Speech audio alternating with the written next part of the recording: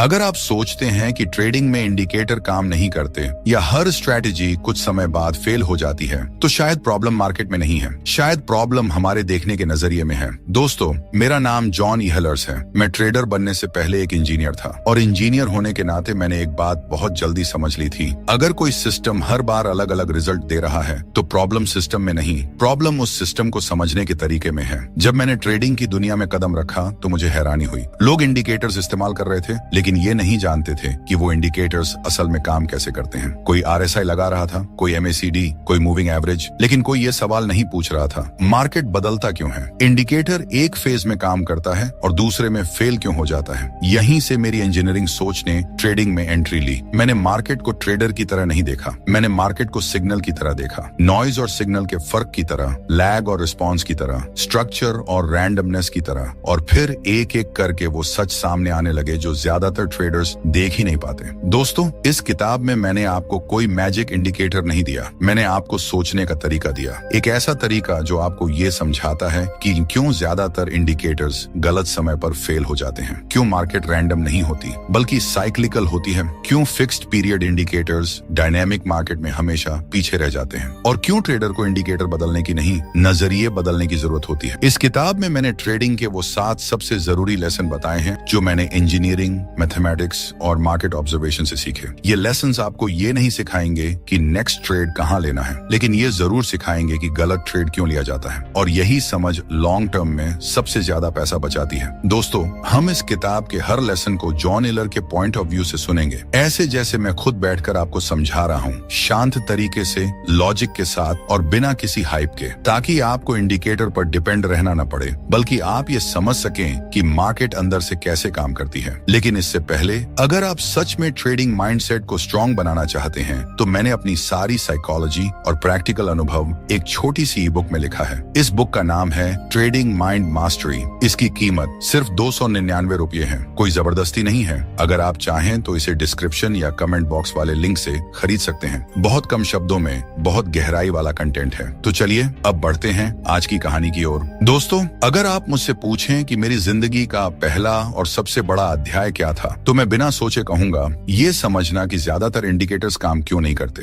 लेकिन ये समझ एक दिन में नहीं आई। मैं ट्रेडर बनने से पहले एक इंजीनियर था, और इंजीनियर होने के नाते मैं चीजों को मानने से पहले समझना चाहता था। जब मैंने ट्रेडिंग की दुनिया में कदम रखा तो मैंने देखा कि लोग इंडिकेटर्स पर भरोसा कर रहे हैं जैसे वो कोई जादू हो। RSI लगा दो, MACD लगा दो, मूविंग एवरेज क्रॉस कर गया, ट्रेड ले लो। लेकिन मुझे एक बात लगातार परेशान कर रही थी, अगर ये इंडिकेटर्स इतने ही सही होते तो हर कोई पैसा क्यों नहीं कमा रहा। मैंने देखा एक ही इंडिकेटर एक मार्केट में शानदार काम करता है और दूसरी मार्केट में पूरी तरह फेल हो जाता है। एक ही सेटअप आज प्रॉफिट देता है और कल लॉस, और लोग कहते हैं मार्केट खराब हो गया। लेकिन इंजीनियर होने के नाते मैं जानता था, अगर रिजल्ट बदल रहा है तो सिस्टम को ब्लेम करना सबसे आसान बहाना होता है। असल सवाल ये होता है, सिस्टम बना कैसे है। मैंने इंडिकेटर्स को ट्रेडर की तरह नहीं देखा, मैंने उन्हें सिग्नल प्रोसेसिंग टूल्स की तरह देखा, और यहीं से सब कुछ बदल गया। दोस्तों, हर इंडिकेटर एक सिंपल चीज करता है, वो पास्ट डेटा को प्रोसेस करता है। लेकिन प्रॉब्लम ये है, मार्केट पास्ट जैसी नहीं रहती, मार्केट बदलती रहती है। उसकी स्पीड बदलती है, उसका रिदम बदलता है, उसका स्ट्रक्चर बदलता है, और जब मार्केट बदलती है तो फिक्स्ड इंडिकेटर पीछे रह जाता है। लेकिन ट्रेडर्स इस बात को नहीं देखते। वो इंडिकेटर बदल देते हैं, पीरियड बदल देते हैं, स्ट्रैटेजी बदल देते हैं,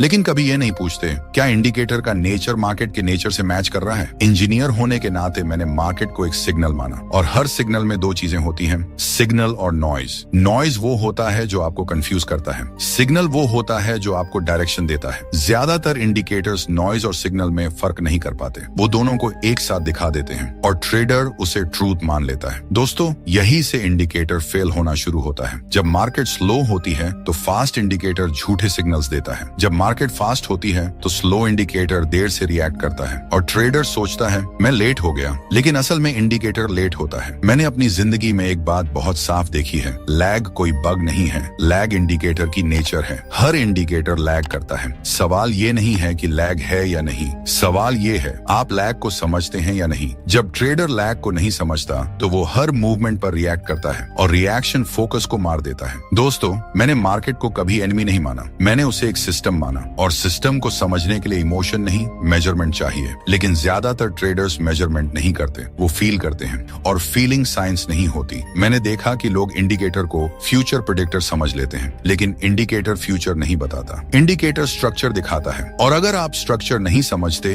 तो इंडिकेटर आपको गलत कॉन्फिडेंस देता है। कॉन्फिडेंस बिना अंडरस्टैंडिंग के सबसे खतरनाक चीज है। दोस्तों, यही वजह है कि लोग कहते हैं इंडिकेटर काम नहीं करता, लेकिन सच्चाई ये है इंडिकेटर वही करता है जो उसे करना आता है। प्रॉब्लम तब होती है जब ट्रेडर उससे वो काम करवाना चाहता है जो उसके डिजाइन में ही नहीं है। इंजीनियर होने के नाते मैं हमेशा डिजाइन देखता हूँ। इंडिकेटर कैसे बना है, किस असम्पशन पर बना है, किस मार्केट कंडीशन के लिए बना है। अगर ये सवाल आप नहीं पूछते तो आप ट्रेडिंग नहीं कर रहे, आप गैम्बल कर रहे हैं। दोस्तों, मेरी जिंदगी का ये पहला चैप्टर यहीं खत्म नहीं हुआ। ये तो बस शुरुआत थी। जब मैंने ये समझ लिया कि इंडिकेटर्स फेल नहीं होते, हम उन्हें गलत जगह इस्तेमाल करते हैं, तब एक और बड़ा सवाल खड़ा हुआ। अगर मार्केट बदलती रहती है तो इंडिकेटर स्टैटिक क्यों होना चाहिए? अगर मार्केट कभी फास्ट है, कभी स्लो है, तो इंडिकेटर हर टाइम सेम पीरियड पर क्यों काम करे? यहीं से मेरी इंजीनियरिंग सोच अगले लेवल पर गई। मैंने सोचा, क्या इंडिकेटर मार्केट के साथ अडेप्ट हो सकता है? क्या ऐसा हो सकता है कि इंडिकेटर मार्केट की स्पीड के हिसाब से खुद को बदले? दोस्तों, यही सवाल रॉकेट साइंस फॉर ट्रेडर्स की रीढ़ है, लेकिन ये समझ एक और गहरी सच्चाई की मांग करती है। आपको ये मानना पड़ेगा कि मार्केट रैंडम नहीं है, क्योंकि अगर मार्केट रैंडम होती तो एडेप्टेशन बेकार होती। तो सवाल ये है,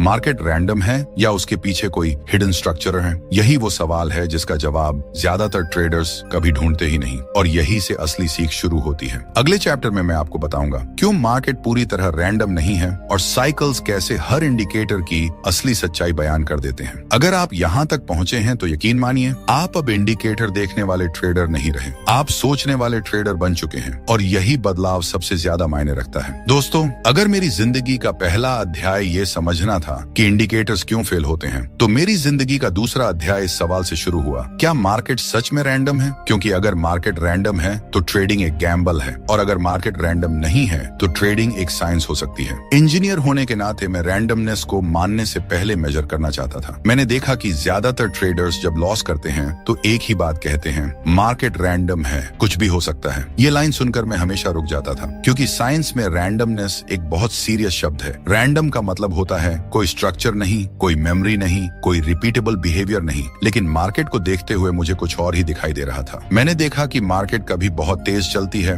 कभी बहुत धीरे, कभी वो साफ ट्रेंड बनाती है और कभी वो एक रेंज में घूमती रहती है। अगर मार्केट पूरी तरह रैंडम होती तो ये पैटर्न्स क्यों बनते? ये सवाल मेरे दिमाग में बार बार गूंजता रहा। दोस्तों, मैंने मार्केट को इमोशन से नहीं देखा, मैंने उसे डेटा की तरह देखा। प्राइस मेरे लिए एक नंबर नहीं था, प्राइस मेरे लिए एक सिग्नल था, और हर सिग्नल की तरह उसमें भी फ्रीक्वेंसी होती है, साइकिल होता है और रिदम होता है। मैंने चार्ट्स को घंटों देखा, दिन नहीं, सप्ताह नहीं, सालों का डेटा, और धीरे धीरे एक चीज साफ होने लगी, मार्केट खुद को रिपीट नहीं करती, लेकिन वो रिदम रिपीट करती है। ये बहुत सटल फर्क है। ट्रेडर्स प्राइस रिपीट होने का इंतजार करते हैं, इंजीनियर रिदम पहचानता है। दोस्तों, यही वो पल था जहां मेरी सोच पूरी तरह बदल गई। मैंने समझ लिया कि मार्केट रैंडम नहीं है, लेकिन वो प्रेडिक्टेबल भी नहीं है जैसा लोग चाहते हैं। मार्केट स्ट्रक्चर्ड है, और स्ट्रक्चर का मतलब होता है साइकिल्स। साइकिल्स कोई मैजिक नहीं है। साइकिल्स सिर्फ ये बताते हैं कि मार्केट किस स्पीड से जानकारी एब्जॉर्ब कर रही है, कभी स्लो, कभी फास्ट, लेकिन कभी जीरो नहीं। अगर मार्केट रैंडम होती तो हर इंडिकेटर बराबर यूजलेस होता, लेकिन ऐसा नहीं है। कुछ इंडिकेटर्स कुछ समय तक बहुत अच्छा काम करते हैं और फिर अचानक फेल।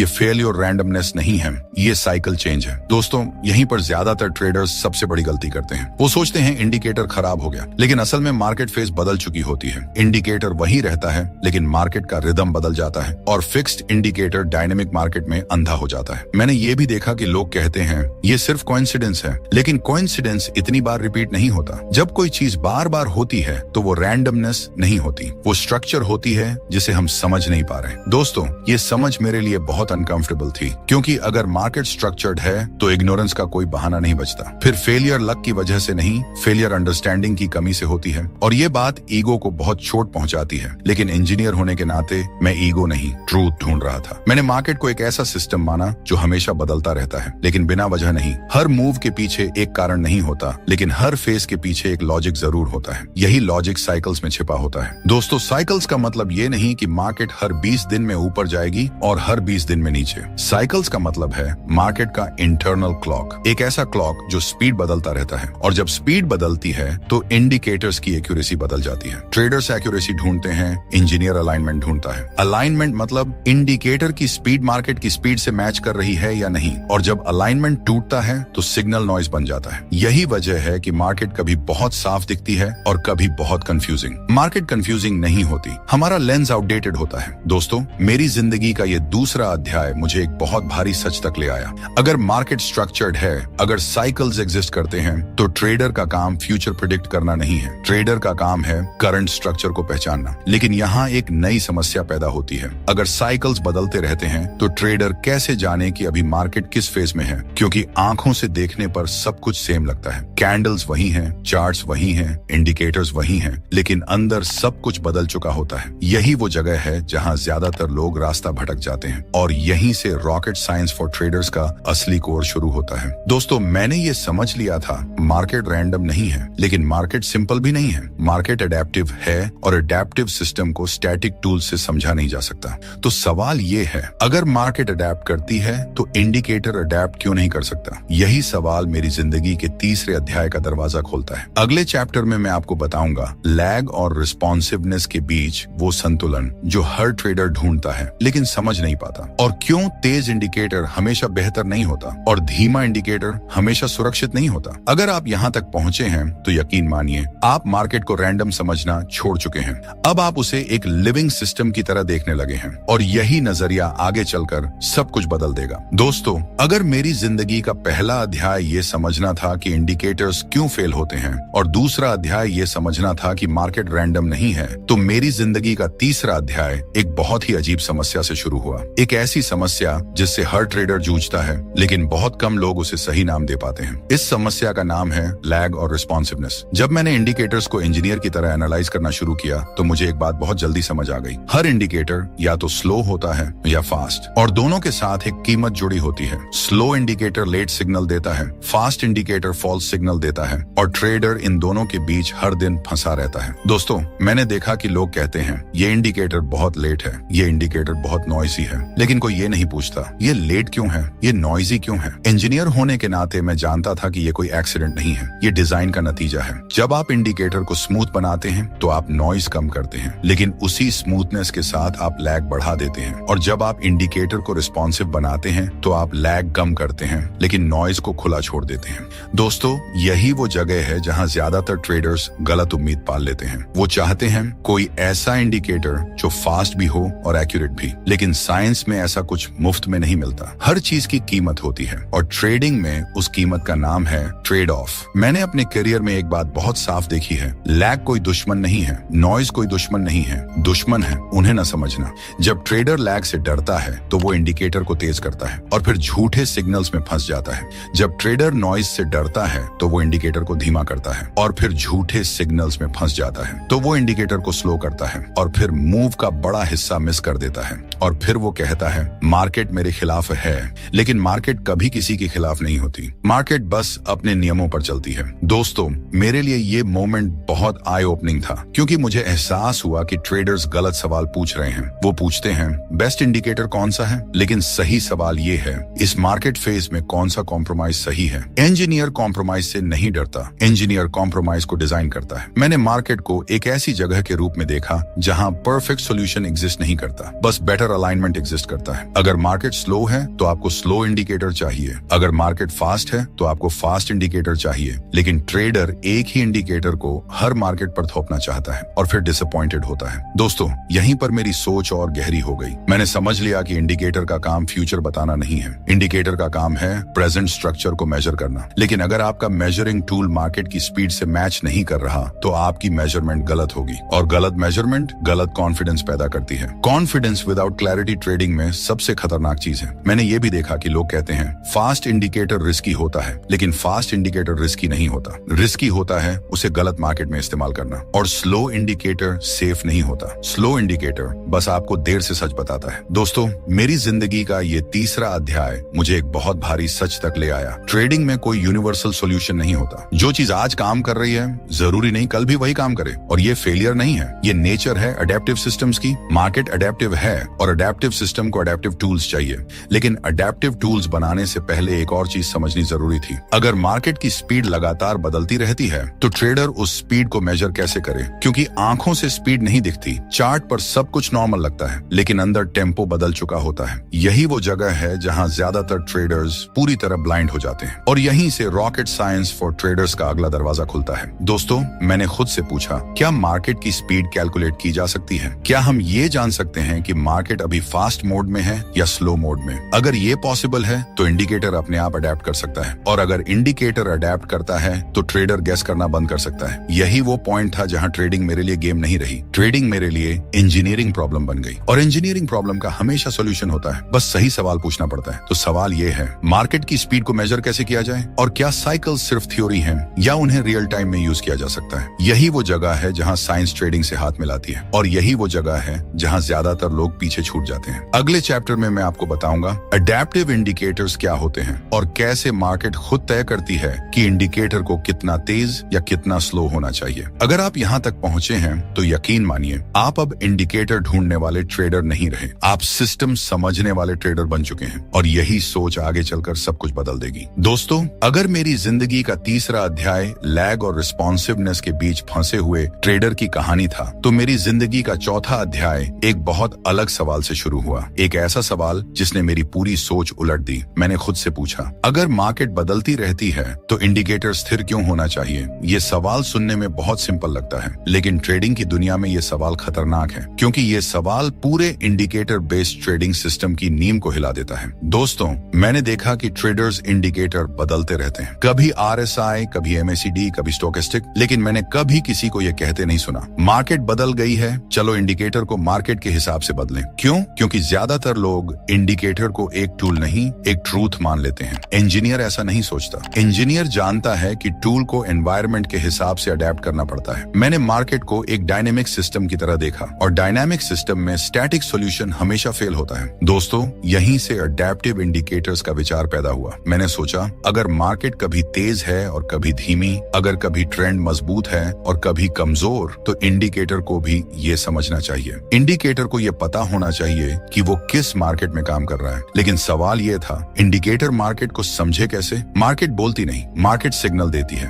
प्राइस मूवमेंट एक सिग्नल है, और हर सिग्नल में इंफॉर्मेशन छुपी होती है। स्पीड की इंफॉर्मेशन, साइकिल की इंफॉर्मेशन, स्ट्रक्चर की इंफॉर्मेशन। मैंने इंडिकेटर को मार्केट का बॉस नहीं बनाया, मैंने मार्केट को इंडिकेटर का टीचर बनाया। दोस्तों, यही सबसे बड़ा फर्क था। स्टैटिक इंडिकेटर कहता है मैं ऐसा हूँ, मार्केट जैसा भी हो। अडेप्टिव इंडिकेटर कहता है मार्केट जैसा है, मैं वैसा बनूंगा। और यही सोच ट्रेडिंग को गेसिंग से साइंस की तरफ ले जाती है। मैंने देखा कि जब मार्केट स्लो होती है तो लॉन्ग टर्म साइकिल्स डोमिनेट करते हैं, और जब मार्केट फास्ट होती है तो शॉर्ट टर्म साइकिल्स डोमिनेट करते हैं। लेकिन ट्रेडर हर टाइम एक ही पीरियड यूज करता है। यहीं से गलत सिग्नल्स पैदा होते हैं। एडेप्टिव इंडिकेटर ये नहीं पूछता क्या प्राइस ऊपर जाएगा, एडेप्टिव इंडिकेटर पूछता है मार्केट इसमें कितनी तेज सांस ले रही है। और जैसे ही इंडिकेटर मार्केट की सांस पहचान लेता है, वो अपने पैरामीटर्स खुद एडजस्ट कर लेता है। दोस्तों, ये कोई मैजिक नहीं है, ये सिर्फ मेजरमेंट है। मार्केट की स्पीड को मेजर करना, मार्केट के डोमिनेंट साइकिल को पहचानना, और इंडिकेटर को उसी रिदम में चलाना। यही वो पल था जब मुझे एहसास हुआ, इंडिकेटर फेलियर इंडिकेटर की गलती नहीं थी, इंडिकेटर फेलियर ट्रेडर की जिद थी। जिद की एक ही टूल हर जगह काम करे, लेकिन प्रकृति ऐसा नहीं करती। समुद्र में एक ही नाव हर मौसम में नहीं चलती। इंजन बदलना पड़ता है, स्पीड बदलनी पड़ती है, डायरेक्शन एडजस्ट करनी पड़ती है। मार्केट भी एक ओशन है, और ट्रेडर वन उसमें तैरने वाला इंसान। अगर आप पानी की गति नहीं समझेंगे तो डूबना तय है। दोस्तों, अडेप्टिव इंडिकेटर ट्रेडर को स्मार्ट नहीं बनाता, अडेप्टिव इंडिकेटर ट्रेडर को हम्बल बनाता है, क्योंकि अब ट्रेडर ये स्वीकार करता है मार्केट मुझसे बड़ी है, और जब आप ये स्वीकार कर लेते हैं तभी लर्निंग शुरू होती है। मैंने ये भी देखा कि लोग अडेप्टिव इंडिकेटर्स से डरते हैं, उन्हें लगता है ये बहुत कॉम्प्लेक्स है, लेकिन सच्चाई ये है, कॉम्प्लेक्स मार्केट में सिंपल थिंकिंग सबसे खतरनाक होती है। अडेप्टिव इंडिकेटर कॉम्प्लेक्स नहीं है, कॉम्प्लेक्स है मार्केट को सिंपल समझना। दोस्तों, मेरी जिंदगी का ये चौथा अध्याय मुझे एक और गहरी सच्चाई तक ले गया। अडेप्टिव इंडिकेटर तभी काम करता है जब ट्रेडर भी अडेप्टिव हो। अगर ट्रेडर इमोशनली रिजिड है तो सबसे स्मार्ट इंडिकेटर भी बेकार है, क्योंकि अडेप्टेशन सिर्फ कोड में नहीं होती, अडेप्टेशन माइंडसेट में होती है। और यहीं से ट्रेडिंग साइकोलॉजी साइंस से जुड़ जाती है। लेकिन अभी एक आखिरी पजल बची थी। अगर इंडिकेटर अडेप्ट करता है, अगर मार्केट साइकिल्स देती है, अगर स्पीड मेजर की जा सकती है, तो ट्रेडर गलत क्यों करता है? क्यों इतने टूल्स के बाद भी लॉस होते हैं? क्यों लोग फिर भी सिस्टम छोड़ देते हैं? यही सवाल मेरी जिंदगी के 5वें अध्याय का दरवाजा खोलता है। अगले चैप्टर में मैं आपको बताऊंगा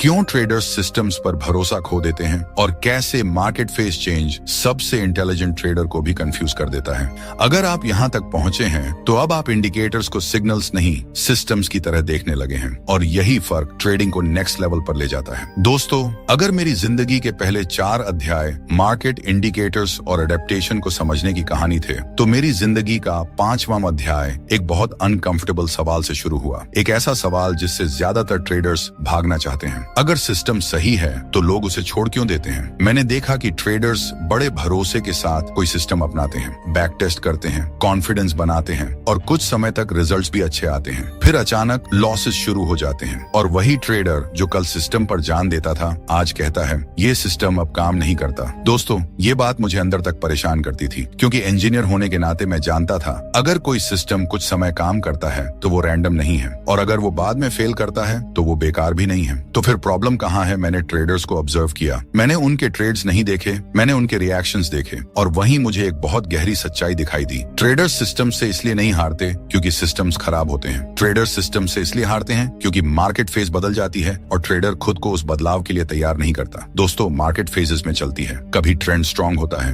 कभी वीक होता है, कभी वॉलेटिलिटी हाई होती है, कभी लो। अडेप्टिव इंडिकेटर इन फेजेस को पहचान सकता है, लेकिन ट्रेडर का दिमाग इतनी जल्दी अडेप्ट नहीं करता। ट्रेडर आदतों से चलता है और आदतें चेंज से डरती हैं। मैंने देखा कि जब सिस्टम लगातार जीत देता है तो ट्रेडर कंफर्टेबल हो जाता है, वो अलर्ट रहना छोड़ देता है, वो मान लेता है अब तो मुझे मार्केट समझ आ गई है। और यहीं से सबसे खतरनाक फेज शुरू होता है, over confidence. Over confidence system का दुश्मन नहीं है, ये ट्रेडर का दुश्मन है। जब मार्केट फेज बदलती है सिस्टम सिग्नल्स बदलता है, लेकिन ट्रेडर पुराने कॉन्फिडेंस के साथ नए सिग्नल्स को इग्नोर कर देता है और जब लॉसेस आते हैं तो ट्रेडर सिस्टम को ब्लेम करता है, सिस्टम को छोड़ देता है। लेकिन सच ये है, सिस्टम ने कभी वादा ही नहीं किया था कि वो हर फेज में सेम रिजल्ट देगा। ये वादा ट्रेडर ने खुद से किया था। दोस्तों, मैंने ये भी देखा कि ट्रेडर्स सिस्टम से भावनात्मक रिश्ता बना लेते हैं। वो कहते हैं ये मेरा सिस्टम है, लेकिन मार्केट किसी का नहीं होती। मार्केट इंडिफरेंट है, उसे फर्क नहीं पड़ता कि आप किस सिस्टम से जुड़े हैं। मार्केट बस अपनी कंडीशन बदलती रहती है और जो सिस्टम मार्केट को फॉलो करता है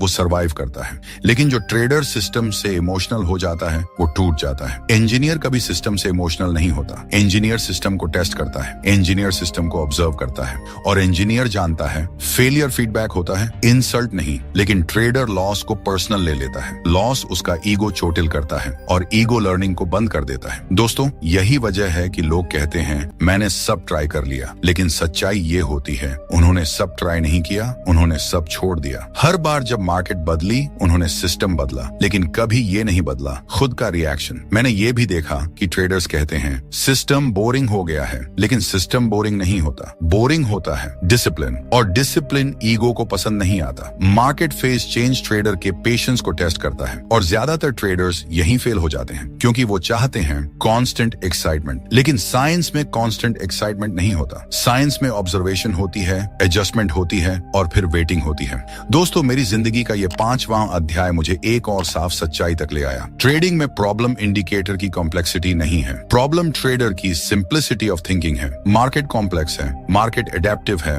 मार्केट लेयर्ड है और ट्रेडर चाहता है एक सिंपल आंसर। लेकिन सिंपल आंसर कॉम्प्लेक्स सिस्टम में काम नहीं करता। मैंने समझ लिया कि सिस्टम पर भरोसा टूटने का असल कारण सिस्टम नहीं है, असल कारण है एक्सपेक्टेशन मिसमैच। ट्रेडर सिस्टम से परफेक्शन चाहता है, सिस्टम ट्रेडर से एडेप्टेशन चाहता है और जब ये दोनों एक लाइन में नहीं होते तो रिश्ता टूट जाता है। दोस्तों, अब यहाँ एक बहुत जरूरी सवाल आता है। अगर सिस्टम्स फेल नहीं करते, अगर मार्केट फेसेस चेंज करती है, अगर इंडिकेटर्स अडेप्ट कर सकते हैं, तो ट्रेडर खुद को कैसे स्टेबल रखे? ट्रेडर अपना भरोसा कैसे बनाए रखे? ट्रेडर कैसे जाने कि सिस्टम को एडजस्ट करना है या खुद को? यही वो सवाल है जहां ज्यादातर लोग पूरी तरह कंफ्यूज हो जाते हैं और यहीं से रॉकेट साइंस फॉर ट्रेडर्स का अगला और बहुत क्रिटिकल अध्याय शुरू होता है। क्योंकि अब बात इंडिकेटर की नहीं रही, अब बात डिसीजन मेकिंग की है। अब बात इसकी है कि जब मार्केट फेस बदल जाए तो ट्रेडर क्या करे? रुके, बदले या छोड़ दे? यही वो जंक्शन है जहां साइंस सीधे साइकोलॉजी को कंट्रोल करती है और यहीं से ट्रेडिंग सिर्फ टेक्निकल नहीं रहती, मानसिक परीक्षा बन जाती है। अगले चैप्टर में मैं आपको बताऊंगा इंजीनियर की तरह सोचने वाला ट्रेडर कैसे डिसीजंस लेता है जब मार्केट बिल्कुल अलग रूप में सामने आती है और कैसे रूल्स, मेजरमेंट्स और काल्म थिंकिंग ट्रेडर को सिस्टम छोड़ने से बचाते हैं। अगर आप यहाँ तक पहुँचे हैं तो यकीन मानिए आप अब सिस्टम्स को छोड़ने वाले ट्रेडर नहीं रहे, आप सिस्टम्स को समझने वाले ट्रेडर बन चुके हैं और यही सोच अगले अध्याय में आपको सबसे बड़ा एडवांटेज देने वाली है। दोस्तों, अगर मेरी जिंदगी के पिछले अध्याय आपको ये सिखा चुके हैं कि मार्केट कैसे चलती है, इंडिकेटर कैसे काम करते हैं और सिस्टम्स क्यों टूटते नहीं बल्कि लोग उन्हें छोड़ देते हैं, तो मेरी जिंदगी का छठा अध्याय एक बहुत निजी सवाल से शुरू हुआ। जब मार्केट बदल जाए तो ट्रेडर को डिसीजन कैसे लेना चाहिए, क्योंकि असली नुकसान इंडिकेटर की वजह से नहीं होता, असली नुकसान गलत डिसीजन की वजह से होता है। इंजीनियर होने के नाते मैंने हमेशा डिसीजन को इमोशन से अलग रखा, लेकिन ट्रेडिंग में इमोशन अपने आप आ जाती है। लॉस में डर, प्रॉफिट में लालच, साइलेंस में इम्पेशंस, और ट्रेडर सोचता है कि वो रैशनल है जबकि उसका दिमाग रिएक्शन मोड में होता है। मैंने देखा कि ज्यादातर ट्रेडर्स डिसीजन नहीं लेते, वो रिएक्ट करते हैं। प्राइस ऊपर गया बाय, प्राइस नीचे गया सेल, इंडिकेटर पलटा एग्जिट। लेकिन रिएक्शन और डिसीजन में बहुत बड़ा फर्क होता है। रिएक्शन इंस्टेंट होता है, डिसीजन मेजर्ड होता है। रिएक्शन इमोशन से आता है, डिसीजन फ्रेमवर्क से आता है। और यही फ्रेमवर्क मेरी जिंदगी का छठा और सबसे जरूरी अध्याय बना। दोस्तों, मैंने कभी ये नहीं पूछा मार्केट क्या करने वाली है, मैंने हमेशा ये पूछा मार्केट अभी क्या है। ये सवाल सुनने में छोटा है लेकिन इसका असर बहुत बड़ा है। जब आप फ्यूचर पूछते हैं तो आप गेस करते हैं, जब आप प्रेजेंट पूछते हैं तो आप मेजर करते हैं। इंजीनियर गेसिंग से नहीं चलता, इंजीनियर मेजरमेंट से चलता है। मैंने अपने लिए एक बहुत सादा नियम बनाया, अगर मैं मार्केट को मेजर नहीं कर पा रहा तो मैं डिसीजन नहीं लूंगा। No trade is also decision. दोस्तों, यही वो जगह है जहां इमोशनल ट्रेडर और इंजीनियर ट्रेडर अलग हो जाते हैं। इमोशनल ट्रेडर हर समय कुछ करना चाहता है, इंजीनियर ट्रेडर हर समय कुछ समझना चाहता है। मैंने मार्केट को 3 नजरियों से देखना शुरू किया। मार्केट का स्ट्रक्चर क्या है, मार्केट की स्पीड क्या है, मार्केट का फेस क्या है। अगर ये तीनों साफ नहीं है तो एक्शन लेना मेरे लिए फॉरबिडन था। लोग कहते हैं इतना सोचोगे तो ट्रेड कब करोगे, लेकिन मैंने अपनी जिंदगी में सबसे ज्यादा पैसा तभी बनाया जब मैंने ट्रेड कम लिए, क्योंकि हर ट्रेड एक डिसीजन नहीं होता। डिसीजन वो होता है जिसके पीछे लॉजिक हो, मेजरमेंट हो और एक्सेप्टेंस हो। एक्सेप्टेंस मतलब अगर मैं गलत हुआ तो भी मैं शांत रहूंगा। अगर आप गलत होने को एक्सेप्ट नहीं कर सकते तो आप डिसीजन नहीं ले रहे, आप गैम्बल कर रहे हैं। दोस्तों, इंजीनियर का डिसीजन फ्रेमवर्क बहुत बोरिंग होता है। उसमें एक्साइटमेंट नहीं होती, उसमें प्रेडिक्शन नहीं होती, उसमें हीरो बनने का सपना नहीं होता। लेकिन वही बोर्डम ट्रेडिंग में सबसे बड़ा प्रोटेक्शन है। मैंने देखा कि ट्रेडर्स डिसीजन इसलिए बिगाड़ते हैं क्योंकि वो खुद को प्रूव करना चाहते हैं, मार्केट को, दूसरों को या खुद को। इंजीनियर खुद को प्रूव नहीं करता, इंजीनियर प्रॉब्लम सॉल्व करता है, और प्रॉब्लम सॉल्व करने के लिए आपको ईगो को बाहर रखना पड़ता है। मैंने कभी ये नहीं कहा मेरा सिस्टम परफेक्ट है, मैंने हमेशा ये कहा मेरा सिस्टम ऑब्जर्वेबल है। परफेक्ट सिस्टम एग्जिस्ट नहीं करता, ऑब्जर्वेबल सिस्टम एग्जिस्ट करता है, और ऑब्जर्वेबल सिस्टम में लॉस भी इंफॉर्मेशन देता है। लेकिन ट्रेडर लॉस को इंसल्ट समझ लेता है, इंजीनियर लॉस को फीडबैक समझता है, और फीडबैक डिसीजन फ्रेमवर्क को स्ट्रॉन्ग बनाता है। दोस्तों, ट्रेडिंग में इमोशन हटाने का एक ही तरीका है, रूल्स को पहले डिसाइड करना और डिसीजन बाद में लेना। अगर आप ट्रेड लेते समय रूल्स सोच रहे हैं तो आप देर कर चुके हैं। डिसीजन तब लिया जाना चाहिए जब मार्केट बंद हो, जब दिमाग शांत हो, जब कोई पैसा दांव पर ना हो। मार्केट खुलने पर सिर्फ एग्जीक्यूशन होना चाहिए, इमोशन एग्जीक्यूशन में नहीं डिसीजन में आता है। इसलिए मैंने डिसीजन को मार्केट से बाहर रखा। मैंने ये स्वीकार कर लिया था कि मार्केट मुझे सरप्राइज करेगी, लेकिन मैंने खुद को सरप्राइज करने की इजाजत नहीं दी। दोस्तों, ये फ्रेमवर्क ट्रेडर को पावरफुल नहीं बनाता, ये ट्रेडर को स्टेबल बनाता है, और स्टेबिलिटी ट्रेडिंग में सबसे रेयर एसेट है। लेकिन अब हम एक आखिरी और बहुत नाजुक मोड़ पर हैं, क्योंकि फ्रेमवर्क होने के बाद भी एक सवाल बचता है। जब सब कुछ मेजर हो चुका हो, रूल्स तय हो, सिस्टम डिफाइंड हो, तो ट्रेडर को कैसे पता चले कि अब एक्शन लेने का समय है? क्योंकि ज्यादा एनालिसिस भी पैरालिसिस बन जाती है और ज्यादा कॉशन भी फियर बन जाती है। तो बैलेंस कहाँ है? दोस्तों, यही वो सवाल है जिसका जवाब हर ट्रेडर चाहता है, लेकिन बहुत कम लोग समझ पाते हैं, क्योंकि ये जवाब इंडिकेटर में नहीं है, सिस्टम में नहीं है। ये जवाब ट्रेडर की मैच्योरिटी में है, और मैच्योरिटी एक दिन में नहीं आती, ये बनती है ऑब्जर्वेशन से, मिस्टेक्स से और ऑनेस्टी से। मेरी जिंदगी का छठा अध्याय यहीं खत्म नहीं हुआ, बल्कि यहीं से सबसे आखिरी अध्याय शुरू हुआ। क्योंकि जब आपके पास साइंस हो, फ्रेमवर्क हो और क्लैरिटी हो, तब एक आखिरी सवाल आपसे पूछा जाता है, क्या आप इस प्रोसेस पर लंबे समय तक टिक सकते हैं? यही वो सवाल है जो तय करता है कि ट्रेडर बचेगा या टूटेगा। अगले और अंतिम अध्याय में मैं आपको बताऊंगा रॉकेट साइंस फॉर ट्रेडर्स का सबसे शांत लेकिन सबसे कठिन लेसन, कंसिस्टेंसी, और क्यों एवरेज ट्रेडर नहीं, एवरेज थिंकिंग सबसे बड़ा दुश्मन है। अगर आप यहाँ तक पहुँचे हैं तो यकीन मानिए आप ट्रेडिंग सीख नहीं रहे,